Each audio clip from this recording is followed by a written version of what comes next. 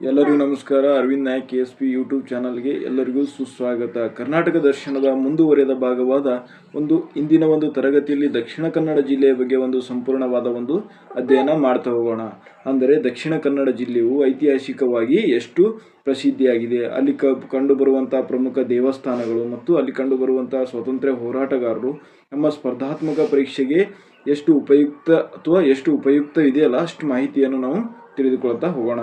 ಮೊಟ್ಟ ಮೊದಲ ಬಾರಿಗೆ ದಕ್ಷಿಣ ಕನ್ನಡ ಜಿಲ್ಲೆಯಲ್ಲಿ ಅತಿ ಹೆಚ್ಚು ಸಾಕ್ಷರತೆಯನ್ನು ಹೊಂದಿರುವಂತಹ ಮೊಟ್ಟ ಮೊದಲ ಜಿಲ್ಲೆ, ಕರ್ನಾಟಕದ ಮೊಟ್ಟ ಮೊದಲ ಜಿಲ್ಲೆ ದಕ್ಷಿಣ ಕನ್ನಡ ಜಿಲ್ಲೆ ಆಗಿರುತ್ತದೆ. ಅಥವಾ ಸಾಕ್ಷರತೆ ಕಡಿಮೆಯನ್ನು ಹೊಂದಿರುವಂತಹ ಜಿಲ್ಲೆ ಯಾದಗಿರಿ ಜಿಲ್ಲೆ ಆಗಿರುತ್ತದೆ. ಇಷ್ಟು ತಿಳ್ಕೊಳ್ಳೋಕೆ ಸಾಧ್ಯ ಆಗಿರಬೇಕು. ಅತಿ ಹೆಚ್ಚು ಗೋಡಂಬಿಯನ್ನು ಉತ್ಪಾದನೆ ಮಾಡುವಂತಹ ಜಿಲ್ಲೆ ಸಹ ದಕ್ಷಿಣ ಕನ್ನಡ ಜಿಲ್ಲೆ ಆಗಿರುತ್ತದೆ. ಇದು ಕರಾವಳಿ ತೀರವನ್ನು ಹೊಂದಿರುವಂತಹ ಕೊನೆಯ ಜಿಲ್ಲೆ ಆಗಿರುತ್ತದೆ. ಅಂದರೆ ಕರ್ನಾಟಕದಲ್ಲಿ ಕರಾವಳಿ ತೀರವನ್ನು ಹೊಂದಿರುವಂತಹ ಪ್ರಮುಖ 3 ಜಿಲ್ಲೆಗಳು ಅಂದರೆ ಉತ್ತರ ಕನ್ನಡ, ಉಡುಪಿ ಮತ್ತು ದಕ್ಷಿಣ ಕನ್ನಡ 3 ಜಿಲ್ಲೆಗಳು ಕರಾವಳಿ ತೀರವನ್ನು ಹೊಂದಿರುವಂತಹ ಅಥವಾ ಕರಾವಳಿಯ ಗಡಿಯನ್ನು ಹೊಂದಿರುವಂತಹ ಪ್ರಮುಖ ಜಿಲ್ಲೆ ಆಗಿರುತ್ತದೆ. ನಾವು ಕರಾವಳಿಯ ಕೊನೆಯ ಜಿಲ್ಲೆ ಇಂದಿನ ತರಗತಿಯಲ್ಲಿ ಅಧ್ಯಯನ ಮಾಡೋಣ. ನೋಡಿ,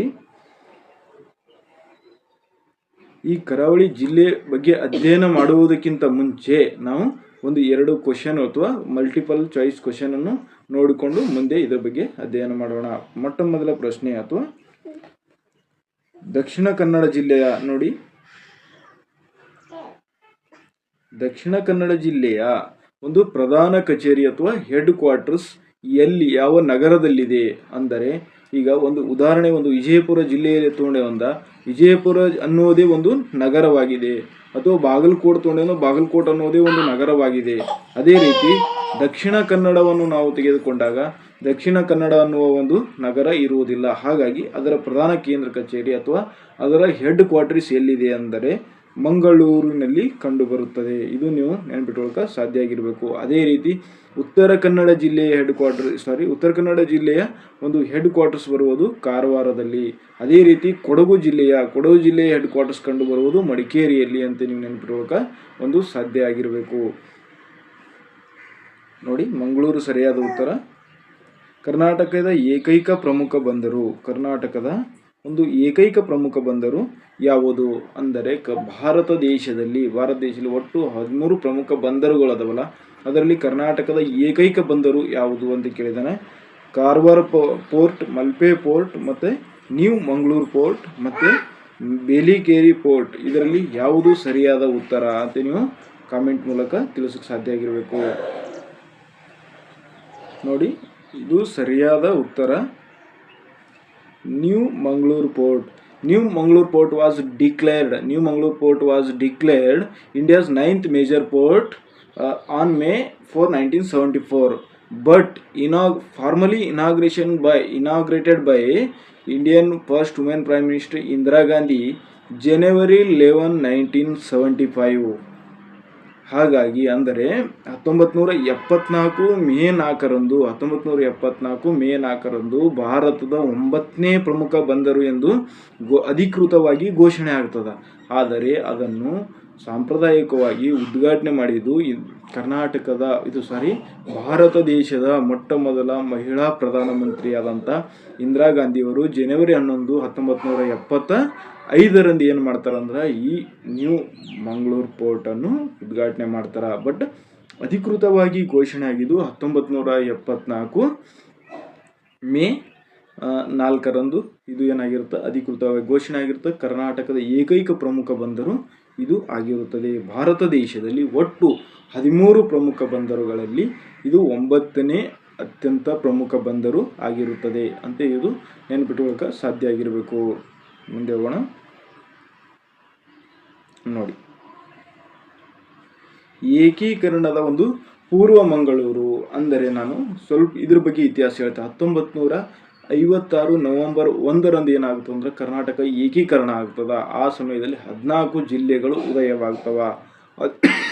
ಅದಕ್ಕಿಂತ ಮುಂಚಿತವಾಗಿ ಈ ದಕ್ಷಿಣ ಕನ್ನಡ ಜಿಲ್ಲೆ ಯಾವ ಪ್ರಾಂತ್ಯಕ್ಕೆ ಸೇರಿತ್ತು ಅಥವಾ ಯಾರ ಆಡಳಿತದ ಅವಧಿಯಲ್ಲಿತ್ತೆಂದರೆ 1799ರಲ್ಲಿ. ನೋಡಿ, 1799ರಲ್ಲಿ 4ನೇ ಆಂಗ್ಲೋ ಮೈಸೂರು ಯುದ್ಧದಲ್ಲಿ ಇದೇನಾಗ್ತಾ 4ನೇ ಆಂಗ್ಲೋ ಮೈಸೂರು ಯುದ್ಧದಲ್ಲಿ ಟಿಪ್ಪು ಸುಲ್ತಾನ್ ಸಂಪೂರ್ಣವಾಗಿ ಸೋಲು ಅನುಭವಿಸಿದಾಗ ಶ್ರೀರಂಗಪಟ್ಟಣ ಒಪ್ಪಂದದ ಮೂಲಕ ಸಂಪೂರ್ಣವಾಗಿ ಈ ದಕ್ಷಿಣ ಕನ್ನಡದ ಒಂದು ಜಿಲ್ಲೆಯ ಒಂದು ಅಧಿಕಾರ ಅಥವಾ ಆಡಳಿತದ ವ್ಯಾಪ್ತಿ ಯಾರ ಹತೋಟಿಯಲ್ಲಿ ಹೋಗ್ತದೆ ಅಂದ್ರೆ ಬ್ರಿಟಿಷರ ಹತೋಟಿಯಲ್ಲಿ ಹೋಗ್ತದೆ 1799ರಲ್ಲಿ. ಅಂದರೆ ಒಟ್ಟು ಆಂಗ್ಲೋ ಮೈಸೂರು ಯುದ್ಧಗಳ ಬಗ್ಗೆ ತಿಳ್ಕೊಬೇಕಾದ್ರೆ ಒಟ್ಟು 4 ಆಂಗ್ಲೋ ಮೈಸೂರು ಯುದ್ಧಗಳು ನಮ್ಮಲ್ಲಿ ನಡೆದಿರ್ತವೆ. ಅಂದರೆ ಟಿಪ್ಪು ಮತ್ತು ಹೈದರಾಲಿ ನಡೆದಂಥ ಒಂದು ಟಿಪ್ಪು ಮತ್ತು ಹೈದರಾಲಿ ಬ್ರಿಟಿಷರ ವಿರುದ್ಧ ಏನು ಮಾಡ್ತಾರಂದ್ರೆ ಒಟ್ಟು 4 ಬಾರಿ ಆಂಗ್ಲೋ ಮೈಸೂರು ಯುದ್ಧಗಳು ಕಂಡು ಬರುತ್ತವ.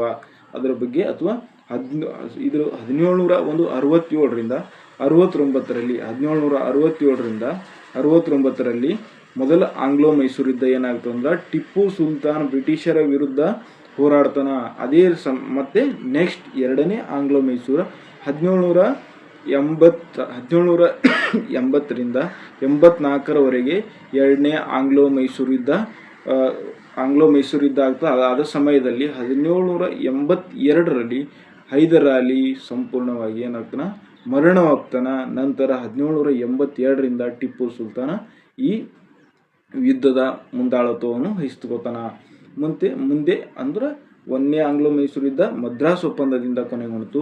ಅದೇ 2ನೇ ಆಂಗ್ಲೋ ಮೈಸೂರು ಯುದ್ಧ ಏನಾಗ್ತು ಅಂದ್ರೆ ಮಂಗಳೂರು ಒಪ್ಪಂದದೊಂದಿಗೆ ಕೊನೆಗೊಳ್ತದ. ಅದೇ ರೀತಿ 1790ರಿಂದ 92 3ನೇ ಆಂಗ್ಲೋ ಮೈಸೂರು ಯುದ್ಧ ನಡೀತದ. ಬ್ರಿಟಿಷರು ಮತ್ತು ನಮ್ಮ ಟಿಪ್ಪು ಸುಲ್ತಾನ್ ಮಧ್ಯೆ ಏನಾಗ್ತದೆ ಅಂದ್ರೆ 3ನೇ ಆಂಗ್ಲೋ ಮೈಸೂರು ಯುದ್ಧ ನಡೀತದೆ. ಅದರಲ್ಲಿ ಟಿಪ್ಪು ಸುಲ್ತಾನ್ ಮತ್ತು ಬ್ರಿಟಿಷರ ಮಧ್ಯೆ ಶ್ರೀರಂಗಪಟ್ಟಣ ಒಪ್ಪಂದ ಆಗ್ತದೆ.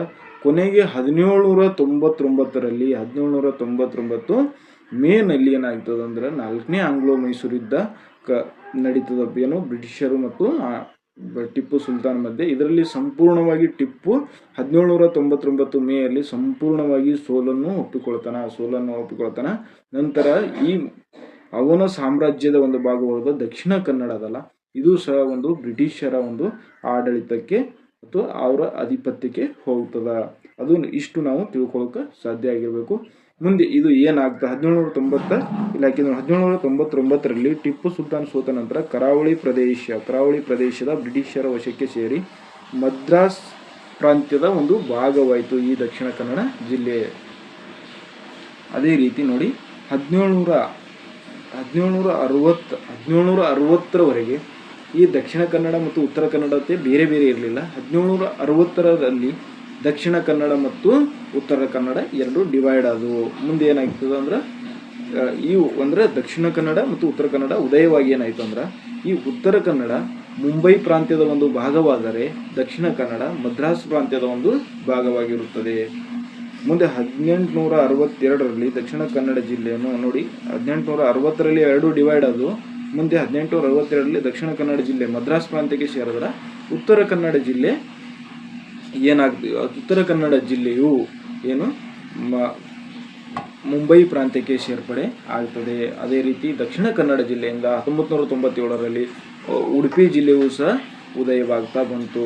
ಅದು ಅಂದರೆ ವಿಭಜನೆವಾಯಿತು. ಇಷ್ಟು ನಾವು ದಕ್ಷಿಣ ಕನ್ನಡ ಜಿಲ್ಲೆ ಇದರ ಇತಿಹಾಸದ ಬಗ್ಗೆ ನಾವು ತಿಳಿದುಕೊಂಡಿವಿ.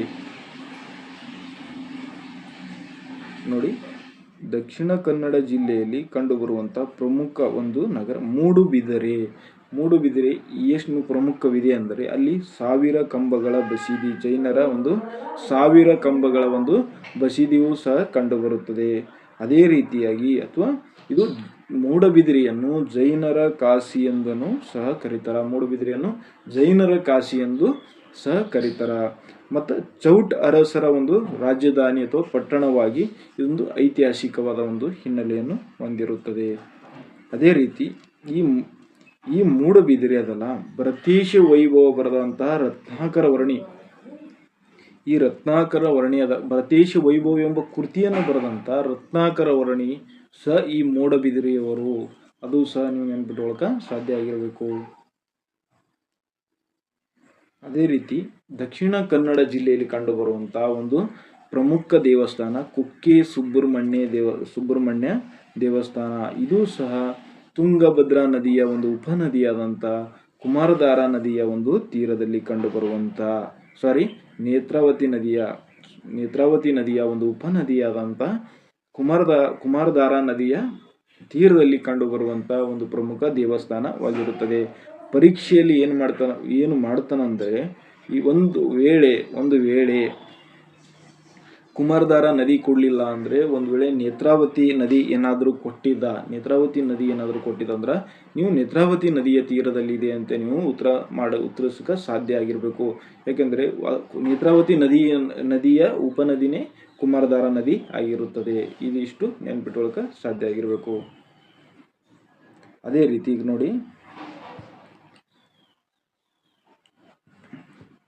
ಕರ್ನಾಟಕದಲ್ಲಿ ಅತಿ ಹೆಚ್ಚು ಸಾಕ್ಷರತೆಯನ್ನು ಹೊಂದಿರುವಂತಹ ಜಿಲ್ಲೆಯೂ ಸಹ ದಕ್ಷಿಣ ಕನ್ನಡವಾಗಿರುತ್ತದೆ. ಅದೇ ರೀತಿ ಅತಿ ಕಡಿಮೆ ಸಾಕ್ಷರತೆ ಹೊಂದಿರುವಂತಹ ಒಂದು ಜಿಲ್ಲೆ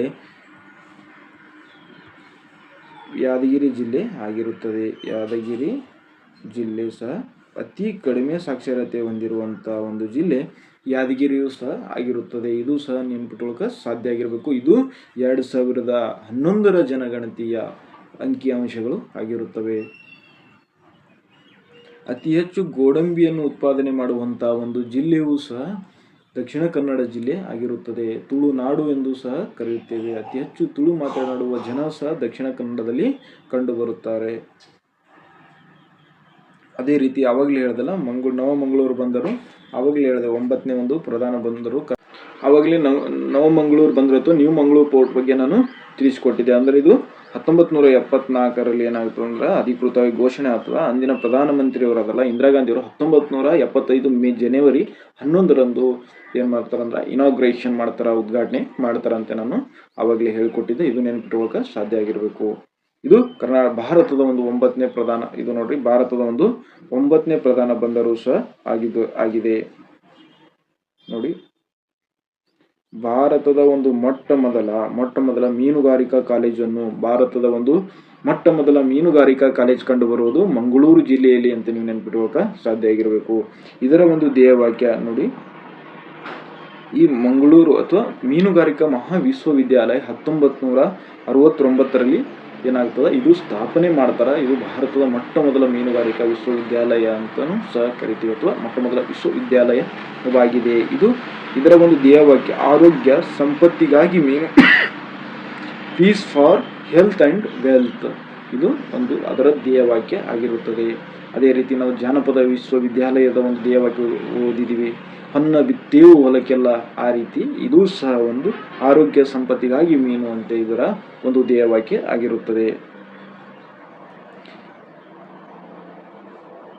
ಮಂಗಳೂರು ಅಂತಾರಾಷ್ಟ್ರೀಯ ವಿಮಾನ ನಿಲ್ದಾಣ ಅಂದರೆ ಕರ್ನಾಟಕದಲ್ಲಿ ಕಂಡುಬರುವಂಥ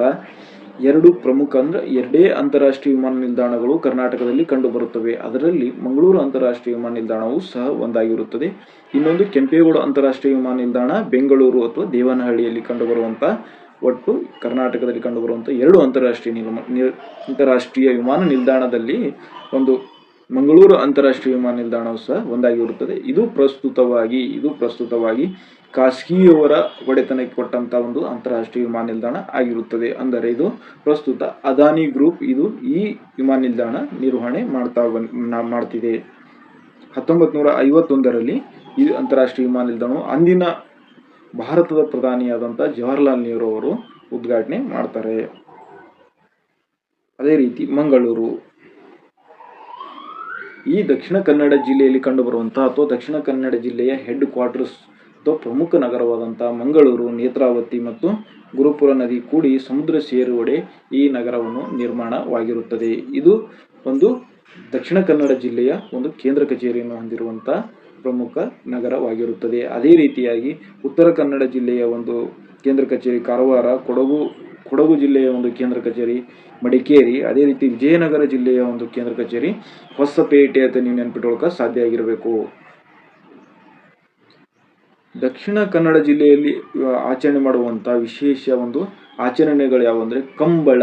ಇಲ್ಲಿದೆ ನೋಡಿ, ಕಂಬಳ ಒಂದು ಜಾನಪದ ಕ್ರೀಡೆ ಆಗಿರುತ್ತದೆ. ಈ ಕಂಬಳದಲ್ಲಿ ಬಳಸುವಂತಹ ಪ್ರಾಣಿ ಯಾವುದೆಂದರೆ ಕೋಣವಾಗಿರುತ್ತದೆ. ಇದು ನೆನಪಿಟ್ಕೊಳ್ಳೋಕೆ ಸಾಧ್ಯ ಆಗಿರಬೇಕು. ಕೋಣ ಈ ಸ್ಪರ್ಧೆಯಲ್ಲಿ ಬಳಸುವರು. ಭೂತಾರಾಧನೆಯು ಸಹ ಒಂದು ದಕ್ಷಿಣ ಕನ್ನಡದಲ್ಲಿ ಆಚರಣೆ ಮಾಡುವಂಥ ಒಂದು ಅಲೌಕಿಕ ಶಕ್ತಿ, ಇದು ಅಲೌಕಿಕ ಶಕ್ತಿ ಅಂತಲೂ ಕರೀತಾರೆ. ಇದು ತಮಿಳುನಾಡಲ್ಲಿ ಆಚರಣೆ ಮಾಡ್ತಿರೋ, ಅದು ಸಹ ಇಲ್ಲಿ ತಮಿಳುನಾಡಲ್ಲಿ ಆಚರಣೆ ಮಾಡುವಂಥ ಪ್ರಮುಖ ಒಂದು ಇದು ನೃತ್ಯ ಆಗಿರುತ್ತದೆ. ಅದೇ ರೀತಿ ಕರ್ನಾಟಕದಲ್ಲಿಯೂ ಸಹ ಭೂತಾರಾಧನೆ ಎಲ್ಲಿ ಆಚರಣೆ ಮಾಡ್ತಾರೆ ಅಂದರೆ ಅದು ದಕ್ಷಿಣ ಕನ್ನಡ ಜಿಲ್ಲೆಯಲ್ಲಿ ನೀವು ನೆನಪಿಟ್ಕೊಳ್ಳೋಕೆ ಸಾಧ್ಯ ಆಗಿರಬೇಕು. ತಾಳಮದ್ದಳೆ ಜಾನಪದ ಕಲಾ ಪ್ರಕಾರ. ಇದು ಏನಂದ್ರೆ ತಾಳಮದ್ದಳೆಯು ವಾದ ವಿವಾದಗಳ ಒಂದು ರಣರಂಗವಾಗಿರುತ್ತದೆ. ವಾದ ವಿವಾದಗಳ ಒಂದು ರಣರಂಗವಾಗಿರುತ್ತದೆ. ತಾಳಮದ್ದಳೆಯು ಕರಾವಳಿ ಜಿಲ್ಲೆಗಳಲ್ಲಿ ಒಂದು ಜನಪ್ರಿಯವಾದಂತಹ ಒಂದು ಜನಪದ ಕಲಾ ಪ್ರಕಾರವಾಗಿದೆ. ಇದು ಸಹ ಒಂದು ನೆನಪಿಟ್ಕೊಳ್ಳೋಕೆ ಸಾಧ್ಯ ಆಗಿರಬೇಕು.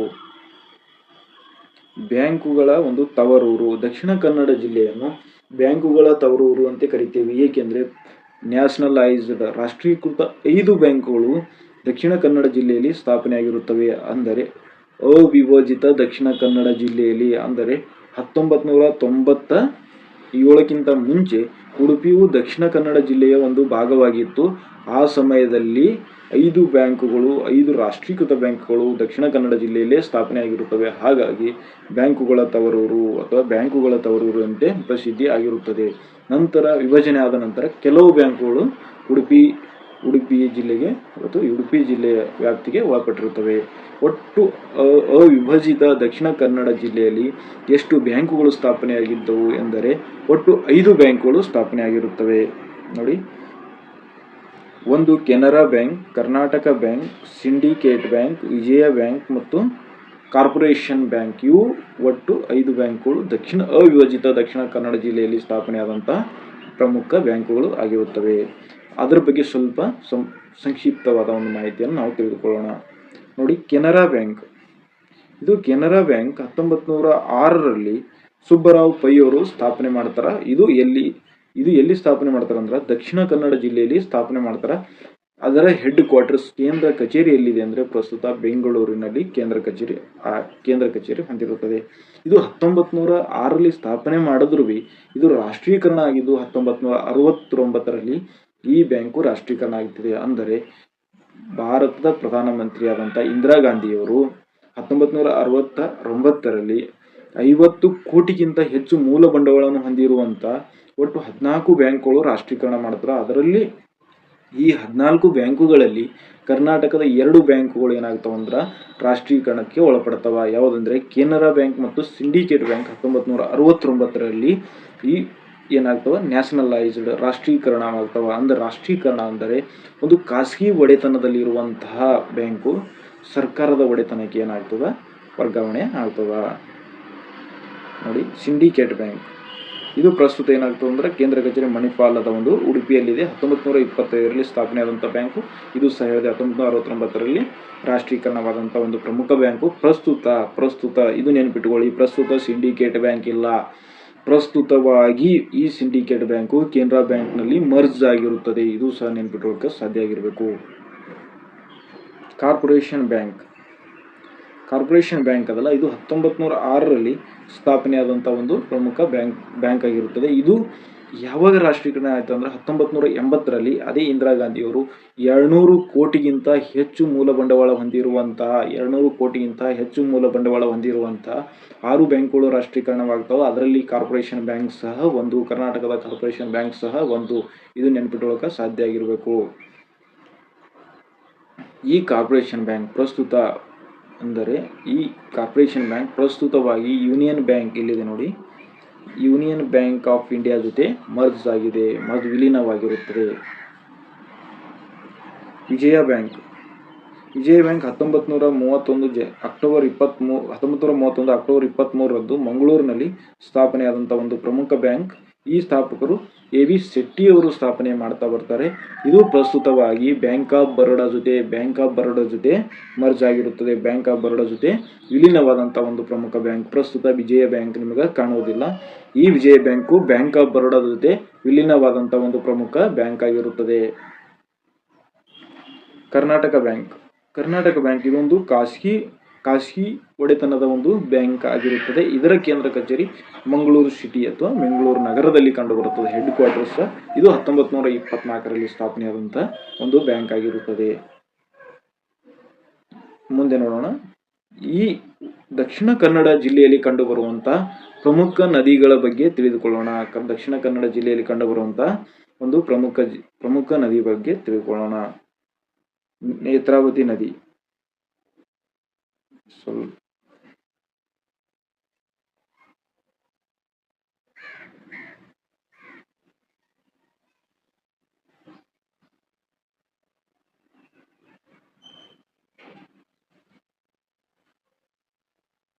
ನಾವು ಇವಾಗ ನೇತ್ರಾವತಿ ನದಿ ಬಗ್ಗೆ ತಿಳ್ಕೊಳ್ಳೋಣ. ನೇತ್ರಾವತಿ ನದಿಯು ಅಥವಾ ನೇತ್ರಾವತಿ ನದಿ ದಕ್ಷಿಣ ಕನ್ನಡ ಜಿಲ್ಲೆಯ ಒಂದು ಪ್ರಮುಖ ನದಿ ಆಗಿರುತ್ತದೆ. ಈ ನೇತ್ರಾವತಿ ನದಿಯ ಉಪನದಿಯಾದಂಥ ಕುಮಾರ್ ನದಿ ಇಲ್ಲಿದೆ ನೋಡಿ, ಮಾರ್ಕ್ ಮಾಡ್ತಾ ಹೋಗ್ತೀನಿ. ಕುಮಾರಧಾರಾ ನದಿ ಕುಮಾರಧಾರಾ ನದಿ ಸುಬ್ರಹ್ಮಣ್ಯ ದೇವಸ್ಥಾನದ ತೀರದಲ್ಲಿರುವಂಥ ನದಿ ಕುಮಾರಧಾರಾ ನದಿ. ಇದು ಒಂದು ನೇತ್ರಾವತಿ ನದಿಯ ಇದು ಉಪನದಿ ಆಗಿರುತ್ತದೆ ನೋಡಿ. ಈ ನೇತ್ರಾವತಿ ನದಿಯು ಚಿಕ್ಕಮಗಳೂರು ಜಿಲ್ಲೆಯ ಬಲ್ಲಾಳರಾಯನ ಒಂದು ದುರ್ಗದಲ್ಲಿ ಉಗಮವಾಗುತ್ತದೆ. ಸಂಗಮವಾಗುವುದು ದಕ್ಷಿಣ ಕನ್ನಡ ಜಿಲ್ಲೆಯ ಬಳಿ ಅರಬ್ಬಿ ಸಮುದ್ರ ಕುಡಿಯಾಳದ ಬಳಿ ಏನಾಗ್ತದೆ ಅಂದ್ರೆ ಅರಬ್ಬಿ ಸಮುದ್ರಕ್ಕೆ ಸೇರುವಂತಹ ಒಂದು ಪ್ರಮುಖ ನದಿಯಾಗಿರುತ್ತದೆ. ಇದು ಚಾರ್ಮುಡಿ ಘಾಟ್ನಲ್ಲಿ ಚಿಕ್ಕಮಗಳೂರು ಟು ಮಂಗಳೂರು ಸಂಪರ್ಕವನ್ನು ಕಲ್ಪಿಸುವಂತಹ ಒಂದು ಚಾರ್ಮುಡಿ ಘಾಟ್ ಅದಲ್ಲ, ಆ ಚಾರ್ಮುಡಿ ಘಾಟ್ನಲ್ಲಿ ಬಂಡಾಜೆಯ ಒಂದು ಜಲಪಾತವನ್ನು ಸೃಷ್ಟಿಯಾಗ್ತದ ಅಂತ ನೆನ್ಪಿಟ್ಕೋಕ ಸಾಧ್ಯ ಆಗಿರಬೇಕು. ಅದೇ ರೀತಿ ಈ ನೇತ್ರಾವತಿ ನದಿಗೆ ಒಂದು ಪ್ರಮುಖ ಪ್ರಾಜೆಕ್ಟ್ ಅಥವಾ ಎತ್ತಿನ ಹೊಳೆ ಯೋಜನೆ ಕರ್ನಾಟಕ ಸರ್ಕಾರ ಕೈಗೊಳ್ತಾ ಇದೆ. ಅಂದರೆ ಇದು ಏನಿಲ್ಲ, ಈ ನೇತ್ರಾವತಿ ನದಿ ಅದಲ್ಲ, ನೇತ್ರಾವತಿ ನದಿಯ ತಿರುವು ಯೋಜನೆ ಅಂತಲೂ ಸಹ ಕರೀತಾರ. ಅಂದರೆ ಈ ನೇತ್ರಾವತಿ ನದಿ ಏನಾಗ್ತದೆ ಅಂದ್ರೆ ಚಿಕ್ಕಮಗಳೂರು ಜಿಲ್ಲೆಯ ಒಂದು ಬಲ್ಲಾಳರಾಯನ ದುರ್ಗದಲ್ಲಿ ಉಗಮವಾಗಿ ದಕ್ಷಿಣ ಕನ್ನಡದ ಮೂಲಕ ಏನಾಗ್ತದೆ ಅಂದ್ರೆ ಅರಬ್ಬಿ ಸಮುದ್ರಕ್ಕೆ ಕೊಡಿಯಾಲದ ಬಳಿ ಒಂದು ಅರಬ್ಬಿ ಸಮುದ್ರಕ್ಕೆ ಸೇರುವಂತಹ ಒಂದು ಪಶ್ಚಿಮೋಭಿಮುಖವಾಗಿ ಹರಿಯುವಂತಹ ಒಂದು ಪ್ರಮುಖ ನದಿಯಾಗಿರುತ್ತದೆ. ಆದರೆ ಈ ನದಿಯ ನೀರನ್ನು ಸಮುದ್ರಕ್ಕೆ ಸೇರಿ ವ್ಯರ್ಥವಾಗುತ್ತದೆ. ಹಾಗಾಗಿ ಈ ನದಿಯ ಹರಿವನ್ನು ಏನಾಗುತ್ತೆ ತಿರುವುಗೊಳಿಸಿ ಇತರ ಜಿಲ್ಲೆಗಳಿಗೆ ಕುಡಿಯುವ ನೀರಿನ ಒಂದು ವ್ಯವಸ್ಥೆ ಮಾಡಬೇಕೆಂದು ಕೈಗೊಳ್ಳುತ್ತಿರುವ ಒಂದು ಯೋಜನೆಯೇ ಎತ್ತಿನ ಹೊಳೆ ಒಂದು ಯೋಜನೆ ಆಗಿರುತ್ತದೆ. ಒಂದು ನದಿ ತಿರುವು ಯೋಜನೆ ಅಂತ ಕರಿತೇವೆ. ಅಂದರೆ ನೋಡಿ, ಈ ನದಿ ತಿರುವಿನಿಂದ ಕೋಲಾರ, ಚಿಕ್ಕಬಳ್ಳಾಪುರ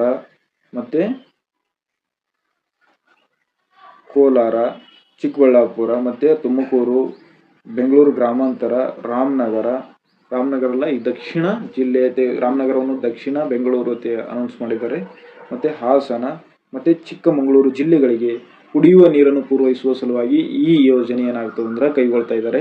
ಆದರೆ ಈ ಯೋಜನೆಯನ್ನು ಸಂಪೂರ್ಣವಾಗಿ ಪರಿಸರವಾದಿಗಳು ವಿರೋಧಿಸ್ತಾ ಇದ್ದಾರೆ. ಯಾಕೆಂದರೆ ಪಶ್ಚಿಮ ಘಟ್ಟದಲ್ಲಿರುವಂತಹ ಹಲವಾರು ಪ್ರಾಣಿ ಸಂಕುಲಗಳಿಗೆ ಏನಾಗ್ತದೆ ತೊಂದರೆ ಆಗ್ತದೆ. ಹಾಗಾಗಿ ದಯವಿಟ್ಟು ಎತ್ತಿನ ಹೊಳೆ ಯೋಜನೆಯು ಕೈಗೊಳ್ಳಬಾರದು ಅಂತ ವಿರೋಧಿಸ್ತಾ ಬಂದಿದ್ದಾರೆ. ಅದೇ ರೀತಿಯಾಗಿ ವಿಶೇಷವಾಗಿ ಒಟ್ಟು ಈ ದಕ್ಷಿಣ ಕನ್ನಡ ಜಿಲ್ಲೆಯಲ್ಲಿ ಹರಿಯುವಂತಹ ನದಿಗಳು ಪಯಸ್ವಿನಿ ನದಿ, ಮತ್ತೆ ಚಂದ್ರಗಿರಿ ನದಿ, ಮತ್ತೆ ಗುರುಪುರ ನದಿ, ಮತ್ತೆ ಶಾಂಭವಿ, ಪಾಲ್ಗುಣಿ ಮತ್ತೆ ನಂದಿನಿ ನದಿ ಈ ಒಂದು ಜಿಲ್ಲೆಯಲ್ಲಿ ಹರಿಯುವಂತಹ ಒಂದು ಪ್ರಮುಖ ನದಿಗಳು ಆಗಿರುತ್ತವೆ. ಅದೇ ರೀತಿ ಈ ಪಯಸ್ವಿನಿ ನದಿ ಅದಲ್ಲ, ಪಯಸ್ವಿನಿ ನದಿಯು ದಕ್ಷಿಣ ಕನ್ನಡ ಜಿಲ್ಲೆಯಲ್ಲಿ ಹರಿದು ಕೇರಳದ ಕಾಸರಗೋಡಿನಲ್ಲಿ ಅರಬ್ಬಿ ಸಮುದ್ರಕ್ಕೆ ಸೇರುವಂತಹ ಒಂದು ಪ್ರಮುಖ ನದಿಯಾಗಿರುತ್ತದೆ. ಕೇರಳದ ಕಾಸರಗೋಡಿನ ಜನರಿಗೆ ಇದೊಂದು ಜೀವ ನದಿ ಅಂತಲೂ ಸಹ ಕರೆಯಬಹುದು. ಅಷ್ಟು ಪ್ರಮುಖವಾದಂಥ ನದಿ ಕೇರಳದಲ್ಲಿ ಇದು ಪಯಸ್ವಿನಿ ನದಿ ಅಥವಾ ಚಂದ್ರಗಿರಿ ನದಿ ಅಂತಲೂ ಸಹ ಕರೀತಾರೆ. ಈ ನದಿ ತನ್ನ ಪ್ರಮುಖ ಪಾತ್ರವನ್ನು ವಹಿಸ್ತಾ ಬಂದಿದೆ. ಈ ದಕ್ಷಿಣ ಕನ್ನಡ ಜಿಲ್ಲೆಯನ್ನು ಆಳುಪರು ಏನಾಗ್ತಾರೆ ಅಂದ್ರೆ ಈ ದಕ್ಷಿಣ ಕನ್ನಡ ಜಿಲ್ಲೆಯನ್ನು ಅಥವಾ ಅಲ್ಲಿ ಆಳಿದಂಥ ಮನೆತನ ಆಳುಪ ಮನೆತನ, ದಕ್ಷಿಣ ಕನ್ನಡ ಜಿಲ್ಲೆಯಲ್ಲಿ ಆಳಿದಂಥ ಮನೆತನ ಆಳುಪ ಮನೆತನ ಅಂತ ನೀವು ನೆನಪಿಟ್ಕೊಳ್ಳೋಕೆ ಸಾಧ್ಯ ಆಗಿರಬೇಕು. ದಕ್ಷಿಣ ಕನ್ನಡ ಜಿಲ್ಲೆಯನ್ನು ಅಥವಾ ತುಳುನಾಡನ್ನು ಆಳಿದ ಒಂದು ಪ್ರಮುಖ ರಾಜವಂಶ ಯಾವ ಸಮಯದಲ್ಲಿ ಆಳ್ತಾರ ಅಂದ್ರೆ ಸುಮಾರು ಒಂದು 7ರಿಂದ 15ನೇ ಶತಮಾನದವರೆಗೆ ಆಳ್ವಿಕೆ ನಡೆಸಿದಂಥ ಒಂದು ಪ್ರಮುಖ ಮನೆತನ ಆಗಿರುತ್ತದೆ. ಈ ಮನೆತನದ ಒಂದು ಲಾಂಛನ 2 ಮೀನುಗಳ ಮುದ್ರೆ ಆಗಿರುತ್ತದೆ. ಈ ಮನೆತನದ ಪ್ರಮುಖ ಲಾಂಛನ 2 ಮೀನುಗಳ ಒಂದು ಮುದ್ರೆ ಆಗಿರುತ್ತದೆ. ಈ ಮನೆತನದ ಪ್ರಮುಖ ಅರಸ ಅಥವಾ ಪ್ರಸಿದ್ಧ ಅರಸ ಯಾರೆಂದರೆ ಒಂದನೇ ಚಿತ್ರವಾಹನ ಈ ಮನೆತನದ ಒಂದು ಪ್ರಮುಖ ಅಥವಾ ಪ್ರಸಿದ್ಧ ಅರಸವಾಗಿರುತ್ತಾನೆ. ಇವನ ಕಾಲವನ್ನು ನಾವು ಸುವರ್ಣ ಯುಗದ ಒಂದು ಕಾಲ ಅಂತಲೂ ಸಹ ಕರಿತಾ ಹೋಗ್ತೀವಿ. ಅದೇ ರೀತಿ ಈ ಆಳುಪರು ದಕ್ಷಿಣ ಕನ್ನಡ ಜಿಲ್ಲೆಯಲ್ಲಿ ತಮ್ಮ ಕೊಡುಗೆ ಏನು ಕೊಟ್ಟರು ಅಥವಾ ಯಾವ ದೇವಸ್ಥ ಸಾಂಸ್ಕೃತಿಕವಾಗಿ ಅಥವಾ ವಾಸ್ತು ಸಾಂಸ್ಕೃತಿಕವಾಗಿ, ಶೈಕ್ಷಣಿಕವಾಗಿ ಅಥವಾ ತಮ್ಮದೇ ಆದಂಥ ಯಾವ ಕೊಡುಗೆಗಳನ್ನು ಕೊಟ್ಟರು ಅಂತ ನಾವು ನೋಡ್ತಾ ಹೋಗೋಣ. ಪಂಚಲಿಂಗೇಶ್ವರ ದೇವಾಲಯ ಅವರು ಕಟ್ಟಿದಂಥ ಪ್ರಮುಖ ದೇವಾಲಯ ಪಂಚಲಿಂಗೇಶ್ವರ ದೇವಾಲಯ ಬಾರ್ಕೂರಿನಲ್ಲಿ ಕಟ್ಟಿದ್ದಾರೆ. ಅದೇ ರೀತಿ ಬ್ರಹ್ಮಾವರದ ಮಹಾಲಿಂಗೇಶ್ವರ ದೇವಾಲಯ, ಸೂರತ್ಕಲ್ಲಿನ ಒಂದು ಸದಾಶಿವ ದೇವಾಲಯವೂ ಸಹ ಈ ಆಳುಪರು ಕಟ್ಟಿದಂಥ ಒಂದು ಪ್ರಮುಖ ದೇವಸ್ಥಾನಗಳು ಆಗಿರುತ್ತವೆ. ಅದೇ ರೀತಿ ಅದೇ ದಕ್ಷಿಣ ಕನ್ನಡದಲ್ಲಿ ಉಳ್ಳಾಳದ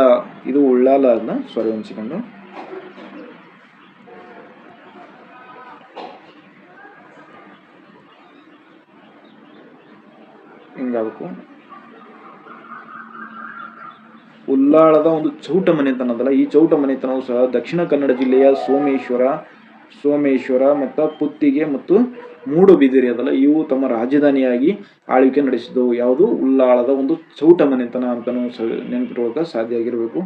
ಈ ಮನೆತನ ಇದೆಯಲ್ಲ, ಈ ಮನೆತನದ ಮೂಲ ಪುರುಷ ತಿರುಮಲರಾಯ.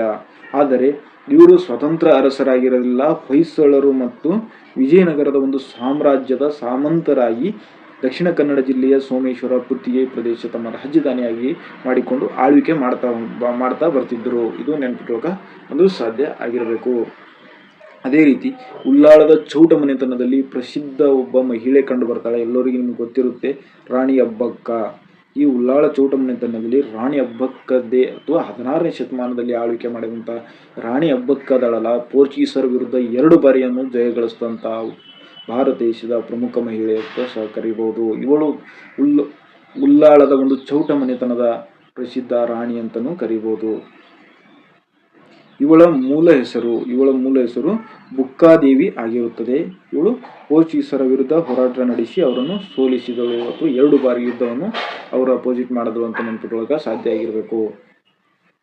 ಅದೇ ರೀತಿ ರಾಣಿ ಅಬ್ಬಕ್ಕನನ್ನು ಪೋರ್ಚುಗೀಸರ ವಿರುದ್ಧ ರಾಣಿ ಅಬ್ಬಕ್ಕ ವಿರುದ್ಧ ಹೋರಾಟ ಮಾಡಿ ಜಯಿಸಿ ಅವರ ವಿರುದ್ಧ ಧೈರ್ಯ ತೋರಿಸಿದ್ದಕ್ಕಾಗಿ the first women freedom fighter of the India ಅಂತಲೂ ಸಹ ರಾಣಿ ಅಬ್ಬಕ್ಕನನ್ನು ಕರೀತಾರೆ. ಇದು ಸಹ ನೆನಪಿಟ್ಕೊಳ್ಳೋಕೆ ಸಾಧ್ಯ ಆಗಿರಬೇಕು. ಅದೇ ರೀತಿ ಉಳ್ಳಾಳದಲ್ಲೇ ಒಂದು ಸೈಯದ್ ಮೊಹಮ್ಮದ್ ಶರೀಫುಲ್ ಮದನಿ ದರ್ಗಾ ಉಳ್ಳಾಳದಲ್ಲಿ ಕಂಡು ಬರುತ್ತದೆ.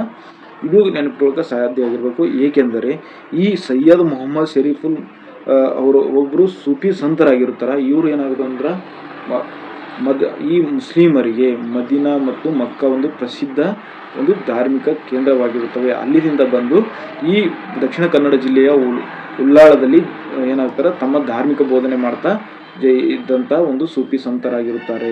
ಹಾಗಾಗಿ ಇದನ್ನು ದಕ್ಷಿಣದ ಅಜ್ಮೀರ್ ಎಂದು ಸಹ ಕರಿತೀವಿ. ದಕ್ಷಿಣದ ಅಜ್ಮೀರ್ ಎಂದು ಯಾವುದನ್ನು ಕರಿತೀವಿ ಅಂದ್ರೆ ಸೈಯದ್ ಮೊಹಮ್ಮದ್ ಶರೀಫುಲ್ಲಾ ಮದನಿ ದರ್ಗಾವನ್ನು ದಕ್ಷಿಣದ ಅಜ್ಮೀರ್ ಎಂದು ಕರಿತೀವಿ. ಇದು ಸಹ ನೆನಪಿಟ್ಕೊಳ್ಳೋಕೆ ಒಂದು ಸಾಧ್ಯ ಆಗಿರಬೇಕು. ಇದೇ ಸದ್ಯ ಏನು ಹೇಳಿದಲ್ಲ ಅದೇ ನಾನು ಡಿಸ್ಪ್ಲೇ ಮೇಲೆ ಹಾಕಿದ್ದೀನಿ, ನೀವು ಸ್ಕ್ರೀನ್ಶಾಟ್ ತಗೊಳ್ಳೋಕೆ ಸಾಧ್ಯ ಆಗಿರಬೇಕು. ಇದು ಒಂದು ಉಳ್ಳಾಳದಲ್ಲ, ಇದು ನೇತ್ರಾವತಿ ನದಿಯ ಒಂದು ದಡದಲ್ಲಿರುವಂಥ ಒಂದು ಪ್ರಮುಖ ಊರು ಅಥವಾ ನಗರ ಆಗಿರುತ್ತದೆ. ಇಲ್ಲಿ ಹಾಕಿದೆ ನೋಡಿ, ಸೈಯದ್ ಮೊಹಮ್ಮದ್ ಶರೀಫುಲ್ ಮದನಿ ದರ್ಗಾ ಇರುವುದು ದಕ್ಷಿಣ ಕನ್ನಡ ಜಿಲ್ಲೆಯ ಉಳ್ಳಾಳದಲ್ಲಿ ಅಂತ ನೆನಪಿಟ್ಕೊಳ್ಳೋಕೆ ಸಾಧ್ಯ ಆಗಿರಬೇಕು. ಅದೇ ರೀತಿ ದಕ್ಷಿಣ ಕನ್ನಡ ಜಿಲ್ಲೆಯಲ್ಲಿ ಕಂಡುಬರುವಂಥ ವೇಣೂರು ಕಂಡುಬರುವುದು ಒಂದು ಪಾಲ್ಗುಣಿ ನದಿಯ ಒಂದು ತೀರದಲ್ಲಿ ಕಂಡುಬರುತ್ತವೆ. ಆದರೆ ವೇಣೂರು ಏಕೆ ಪ್ರಸಿದ್ಧಿ ಅಂದರೆ ವೇಣೂರಿನಲ್ಲಿ ಗೊಮ್ಮಟೇಶ್ವರ ಮೂರ್ತಿ ಕಂಡುಬರುತ್ತದೆ. ಹಾಗಾಗಿ ಇದು ಪ್ರಸಿದ್ಧಿ ಆಗಿರುತ್ತದೆ. ಒಟ್ಟು ಕರ್ನಾಟಕದಲ್ಲಿ 5 ಸ್ಥಳದಲ್ಲಿ ಈ ಗೊಮ್ಮಟೇಶ್ವರ ಮೂರ್ತಿಗಳು ಕಂಡುಬರುತ್ತವೆ. ಅದು ನೆನಪಿಟ್ಕೊಳ್ಳೋಕೆ ಸಾಧ್ಯ ಆಗಿರಬೇಕು. ಕರ್ನಾಟಕದ ಅತ್ಯಂತ ಎತ್ತರವಾದ ಗೊಮ್ಮಟೇಶ್ವರ ಮೂರ್ತಿ ಯಾವುದಂದರೆ ಹಾಸನ ಜಿಲ್ಲೆಯಲ್ಲಿ ಕಂಡುಬರುವಂಥ ಹಾಸನ ಜಿಲ್ಲೆಯ ಶ್ರವಣಬೆಳಗೊಳದಲ್ಲಿ ಕಂಡುಬರುವಂಥ ಒಂದು ಗೊಮ್ಮಟೇಶ್ವರ ಮೂರ್ತಿ 57 ಅಡಿ ಎತ್ತರ ಅಥವಾ 57 ಮೀಟರ್ ಎತ್ತರದ ಒಂದು ಅತ್ಯಂತ ಎತ್ತರವಾದ ಒಂದು ಗೊಮ್ಮಟೇಶ್ವರ ಮೂರ್ತಿ ಶ್ರವಣಬೆಳಗೊಳದಲ್ಲಿ ಇದೆ ಅಂತ ನೆನಪಿಟ್ಕೊಳ್ಳೋಕೆ ಸಾಧ್ಯ ಆಗಿರಬೇಕು. ಒಟ್ಟು ಕರ್ನಾಟಕದಲ್ಲಿ 5 ಗೊಮ್ಮಟೇಶ್ವರ ವಿಗ್ರಹಗಳು ಕಂಡುಬರ್ತವೆ. ಯಾವ ಜಿಲ್ಲೆಯಲ್ಲಿ ಅಂದರೆ ನೋಡಿ, ಶ್ರವಣಬೆಳಗೊಳದಲ್ಲಿ ಒಟ್ಟು 57 ಅಡಿ ಎತ್ತರದಲ್ಲಿ ಕಂಡುಬರುತ್ತದೆ. ಇದು ಹಾಸನ ಜಿಲ್ಲೆಯಲ್ಲಿ ಕಂಡುಬರುವಂಥ ಒಂದು ಗೊಮ್ಮಟೇಶ್ವರ ವಿಗ್ರಹ ಅಥವಾ ಮೂರ್ತಿ ಆಗಿರುತ್ತದೆ. ಅದೇ ರೀತಿ ಉಡುಪಿಯ ಕಾರ್ಕಳದಲ್ಲಿ ಕಂಡುಬರುತ್ತದೆ. ಇದು 42 ಅಡಿ ಎತ್ತರದ ಒಂದು ಗೊಮ್ಮಟೇಶ್ವರ ವಿಗ್ರಹ ಆಗಿರುತ್ತದೆ. ಅದೇ ರೀತಿ ಧರ್ಮಸ್ಥಳ ದಕ್ಷಿಣ ಕನ್ನಡ ಜಿಲ್ಲೆಯಲ್ಲಿ ಎರಡು ಸ್ಥಳದಲ್ಲಿ ಕಂಡುಬರುತ್ತದೆ. ಒಂದು ಧರ್ಮಸ್ಥಳ, ಒಂದು ವೇಣೂರದಲ್ಲಿ. ಧರ್ಮಸ್ಥಳದಲ್ಲಿ ಕಂಡುಬರುವುದು 39 ಅಡಿ ಎತ್ತರ ಅಂತ ನೆನಪಿರಬೇಕು. ಅದೇ ರೀತಿ ವೇಣೂರಿನಲ್ಲಿ 35 ಅಡಿ ಎತ್ತರದ್ದು. ಅದೇ ರೀತಿ ಮೈಸೂರಿನ ಗೊಮ್ಮಟಗಿರಿಯಲ್ಲಿಯೂ ಸಹ ಒಂದು ಮೂರ್ತಿ ಕಂಡುಬರುತ್ತೆ. ಇದು 10 ಅಡಿ ಎತ್ತರದ ಗೊಮ್ಮಟೇಶ್ವರ ವಿಗ್ರಹ. ಒಂದು 10 ಅಡಿ ಎತ್ತರದಂಥ ಒಂದು ವಿಗ್ರಹವಾಗಿರುತ್ತದೆ. ಅದೇ ರೀತಿಯಾಗಿ ಈ ತುಳುನಾಡಿನಲ್ಲಿ ಅಥವಾ ದಕ್ಷಿಣ ಕನ್ನಡ ಜಿಲ್ಲೆಯ ಸ್ವಾತಂತ್ರ್ಯ ಹೋರಾಟಗಾರರು ಕಂಡು ಬರ್ತಾರ. ಅವರು ಯಾರ ರೀತಿ ನಾವು ನೆನಪಿಕೊಳ್ಳೋಕೆ ಒಂದು ಸಾಧ್ಯ ಆಗಿರಬೇಕು. ತುಳುನಾಡಿನಲ್ಲಿ ಕಂಡು ಬರುವಂತ ಕಾರ್ನಾಡ್ ಸದಾಶಿವರಾಯರು ಕಂಡು ಬರ್ತಾರ. ಇವರು ಮಾಡಿದಂಥ ಹರಿಜನರಿಗೆ ಸೇವೆ ಮಾಡಿದಂಥದ್ದು ಮರೆಯಲಾಗದ ಒಂದು ಸೇವೆ ಆಗಿರುತ್ತೆ. ಹರಿಜನರ ಮಕ್ಕಳಿಗೆ ಆ ಸಮಯದಲ್ಲಿ ಹರಿಜನರ ಮಕ್ಕಳಿಗೆ ತಂದು ತಮ್ಮ ಮನೆಯಲ್ಲಿ ಊಟ ಕೊಡುತ್ತಿದ್ದರು ಮತ್ತು ಅದೇ ರೀತಿ ಶಿಕ್ಷಣವನ್ನು ಕೊಡುತ್ತಿದ್ದರು. ಇದೇ ಕರ್ನಾಡ ಒಂದು ಸದಾಶಿವರಾಯರು ರಾಷ್ಟ್ರೀಯ ಒಂದು ಶಾಲೆಯನ್ನು ಸಹ ಸ್ಥಾಪನೆ ಮಾಡಿದ್ದಾರೆ. ಹಾಗಾಗಿ ಅವರು ಮಾಡಿದಂಥ ಸೇವೆಯು ಮರೆಯಲಾಗದಂಥ ಒಂದು ಸೇವೆ ಸಹ ಆಗಿರುತ್ತದೆ. ಅದೇ ರೀತಿಯಾಗಿ ಅತ್ತವರ್ ಯಲ್ಲಪ್ಪ ಅಂತ ಕಂಡು ಬರ್ತಾರೆ. ಇವರು ನೇತಾಜಿ ಸುಭಾಷ್ ಚಂದ್ರ ಬೋಸ್ ಅವರು ಸ್ಥಾಪನೆ ಮಾಡಿದಂಥ ಆಜಾದ್ ಹಿಂದ್ ಫೌಜ್ನಲ್ಲಿ 15 ವರ್ಷಗಳ ಕಾಲ ಒಂದು ಸೇನಾಧಿಕಾರಿಯಾಗಿ ಸೇವೆ ಸಲ್ಲಿಸಿರುತ್ತಾರೆ. ಮತ್ತು ಅವರು ಸ್ಥಾಪನೆ ಮಾಡಿದ ಆಜಾದ್ ಹಿಂದ್ ಫೌಜ್ ಸ್ಥಾಪನೆ ಮಾಡಿದಂಥ ಸರ್ಕಾರದಲ್ಲಿ ಮಂತ್ರಿಯೂ ಸಹ ಆದಂಥ ಏಕೈಕ ಕನ್ನಡಿಗ ಅಂತ ಸಹ ನಾವು ಹೇಳ್ಬೋದು. ಕುದ್ಮಲ್ ರಂಗರಾವತಿ ಕಂಡು ಬರ್ತಾರೆ. ಇವರು ಗಾಂಧೀಜಿಯವರು ಮಂಗಳೂರಿಗೆ ಬಂದಾಗ ಇವರ ಸೇವೆಯನ್ನು ಏನು ಮಾಡ್ತಾರೆ, ಇವರ ಕಾರ್ಯಗಳಿಗೆ ಪ್ರಶಂಸೆ ವ್ಯಕ್ತಪಡಿಸ್ತಾರ ಅಥವಾ ಪ್ರೀತಿಗೆ ಪಾತ್ರರಾಗ್ತಾರೆ. ಗಾಂಧೀಜಿಯವರ ಒಂದು ಪ್ರೀತಿಗೆ ಪಾತ್ರರಾಗ್ತಾರೆ. ಇವರ ಸೇವೆಗಳನ್ನು ಕಂಡೇ ಗಾಂಧೀಜಿಯವರು ಇವರನ್ನು ಪ್ರಶಂಸನೆ ಮಾಡ್ತಾರೆ. ಇಷ್ಟು ಏನು ದಕ್ಷಿಣ ಕನ್ನಡ ಜಿಲ್ಲೆಯ ಬಗ್ಗೆ ಒಂದು ಸಂಕ್ಷಿಪ್ತವಾದ ಮಾಹಿತಿಯಾಗಿರುತ್ತದೆ ಸ್ನೇಹಿತರೆ. ಏನಾದರೂ ನಿಮಗೆ ಹೆಚ್ಚಿನ ಸ್ಪರ್ಧಾತ್ಮಕ ಪರೀಕ್ಷೆಯ ಕುರಿತು ನಿಮಗೇನಾದರೂ ಮಾಹಿತಿಗಳು ಬೇಕಾದರೆ ಈ ಡಿಸ್ಪ್ಲೇ ಮೇಲೆ ಇರುವಂಥ ಒಂದು 7899212083 ನಂಬರ್ಗೆ ನೀವೇನು ಒಂದು ಕಾಂಟ್ಯಾಕ್ಟ್ ಮಾಡೋಕ್ಕೆ ಸಾಧ್ಯ ಆಗಿರಬೇಕು. ನಿಮಗೆ ಯಾವುದೇ ಸ್ಪರ್ಧಾತ್ಮಕ ಪರೀಕ್ಷೆ ಬಗ್ಗೆ ಗೊಂದಲಗಳಿದ್ದರೆ ನಾವು ಪರಿಹರಿಸೋಕ್ಕೆ ಪ್ರಯತ್ನ ಮಾಡ್ತೀವಿ. ನಿಮಗೆ ಯಾವ ಪುಸ್ತಕಗಳು ಓದಬೇಕು, ಯಾವ ರೀತಿ ಮಾರ್ಗದರ್ಶನ ಬೇಕು, ಯಾವುದೇ ರೀತಿ ಒಂದು ಸ್ಪರ್ಧಾತ್ಮಕ ಪರೀಕ್ಷೆಗೆ ನಿಮಗೇನಾದರೂ ಮಾರ್ಗದರ್ಶನ ಬೇಕಾದರೆ ದಯವಿಟ್ಟು ಈ ನಂಬರಿಗೆ ನೀವು ಕಾಂಟ್ಯಾಕ್ಟ್ ಮಾಡೋಕ್ಕೆ ಸಾಧ್ಯ ಆಗಿರಬೇಕು. ಅದೇ ರೀತಿ ನೀವು ಪ್ರತಿದಿನ ನೀವೇನಾದರೂ ಕ್ವಿಝನ್ನು ಅಟೆಂಡ್ ಮಾಡಬೇಕು, ಪ್ರತಿದಿನ ಕರೆಂಟ್ ಅಫೇರ್ಸನ್ನು ಏನಾದರೂ ತಿಳ್ಕೋಬೇಕಾದ್ರೆ ನಾವು ಮಾಡಿರುವಂಥ ಒಂದು ಗ್ರೂಪಲ್ಲಿ ಪ್ರತಿದಿನ ಕರೆಂಟ್ ಅಫೇರ್ಸನ್ನು ನಾವು ಹಾಕ್ತಾ ಬರ್ತಿದ್ದೇವೆ. ಮತ್ತು ಅದೇ ರೀತಿಯಾಗಿ ನಾವು ಪ್ರತಿದಿನವೂ ಕ್ವಿಝ್ ಸಹ ನಡೆಸ್ತಾ ಇದ್ದೇವೆ. ದಯವಿಟ್ಟು ನೀವು ಅದಕ್ಕೆ ಅಟೆಂಡ್ ಮಾಡೋಕ್ಕೆ ಸಾಧ್ಯ ಆಗಿರಬೇಕು. ನೋಡಿ, ಈ ಗ್ರೂಪಿಗೆ ಟಾರ್ಗೆಟ್ KSP ಸ್ಟಡಿ ಗ್ರೂಪ್ ಇದು ಸಹ ನಾವು ಡಿಸ್ಕ್ರಿಪ್ಷನ್ ಬಾಕ್ಸ್ನಲ್ಲಿ ಲಿಂಕ್ ಕೊಟ್ಟಿರ್ತೀವಿ. ದಯವಿಟ್ಟು ಈ ಗ್ರೂಪಿಗಾದರೂ ನೀವು ಜಾಯ್ನ್ ಆಗಲಿಕ್ಕೆ ಸಾಧ್ಯ ಆಗಿರಬೇಕು. ಅಥವಾ ಈ ಗ್ರೂಪ್ ಏನಾದರೂ ನೀವು ಫುಲ್ ಆಗಿದ್ದರೆ ಗ್ರೂಪ್ 2 ಇದು ಟೆಲಿಗ್ರಾಮ್ ಗ್ರೂಪ್ ಇದೆ, ಈ ಗ್ರೂಪಿಗಾದರೂ ನೀವು ಜಾಯ್ನ್ ಆಗಲಿಕ್ಕೆ ಸಾಧ್ಯ ಆಗಿರಬೇಕು. ಅಥವಾ ಈ ಗ್ರೂಪ್ ಸಹ ಒಟ್ಟು ಟೋಟಲು 3 ಗ್ರೂಪ್ಗಳಿರ್ತವೆ. ಈ ಗ್ರೂಪಿಗೆ ಯಾವುದಾದ್ರೂ ಒಂದು ಗ್ರೂಪಿಗೆ ನೀವು ಜಾಯ್ನ್ ಆದರೆ ಪ್ರತಿದಿನ ನಡೆಯುವಂಥ ಪ್ರಚಲಿತ ಘಟನೆಗಳು ಮತ್ತು ನಾವು ಮಾಡುವಂಥ ಒಂದು ತರಗತಿಯ ಲಿಂಕ್ಗಳು ಮತ್ತು ಅದೇ ರೀತಿಯಾಗಿ ಪ್ರತಿದಿನವೂ ನಾವು ಕ್ವಿಝ್ ಸಹ ನಡೆಸ್ತಾ ಬರ್ತಾ ಇದ್ದೀವಿ. ಅದೇ ರೀತಿ ನೀವು ಏನಾದರೂ ಈ ಕ್ವಿಝ್ಗೆ ನೀವು ಅಟೆಂಡ್ ಮಾಡಬೇಕಾದ್ರೆ ಡಿಸ್ಕ್ರಿಪ್ಷನ್ ಬಾಕ್ಸ್ನಲ್ಲಿರುವಂಥ ಈ ಗ್ರೂಪಿಗೆ ನೀವು ಜಾಯ್ನ್ ಆಗಲಿಕ್ಕೆ ಸಾಧ್ಯ ಆಗಿರಬೇಕು. ಇಲ್ಲಿ ತನ ಒಂದು ತರಗತಿಯನ್ನು ವೀಕ್ಷಿಸಿದಂಥ ನನ್ನ ವಿದ್ಯಾರ್ಥಿಯ ಬಳಗಕ್ಕೆ ತುಂಬ ಹೃದಯದ ಒಂದು ಧನ್ಯವಾದಗಳು. Thank you very much.